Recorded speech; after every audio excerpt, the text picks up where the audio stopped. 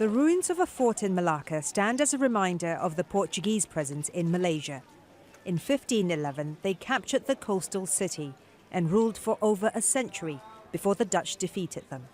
When the Portuguese left, they left behind more than just buildings.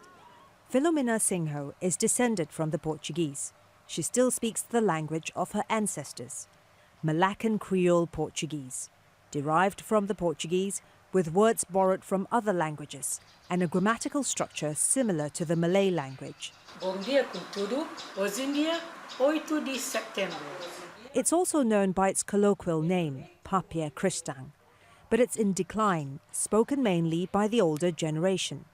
So, Singho started using social media to pass on her knowledge. When I post, a lot of our Cristang people, they respond. They see me on the road, they say, Auntie, posting bong, cry, bong pamyang. So it's good morning, how are you? So there is also, it gives us courage to carry on. Even though they learn the simple few words, it is something. Her brother Michael wrote a book, together with other language experts, to help people learn Cristang. Formal instructions are rare.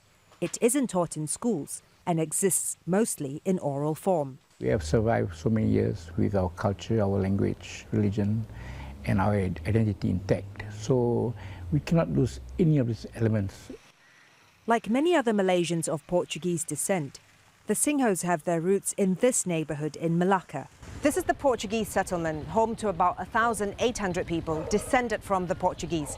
Academics say the community here has provided a haven for the language. Children grow up hearing it being spoken. If not at home, then maybe at a neighbour's house. On weekends, children come for classes at Sarah Santa Maria's house, who was herself born and brought up in the Portuguese settlement.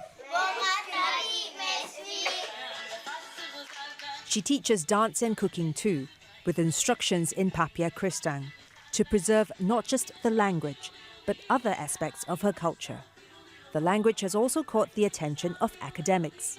We've got to think beyond, we've got to think about perhaps the economic value, but done by the people, right? The community can find ways to share their knowledge, their language, share their own perspectives, their stories, I think are very important. The older generation of Malaccan Portuguese are counting on the younger generation to keep the language alive. Florence, Looi, Al Jazeera, Melaka, Malaysia.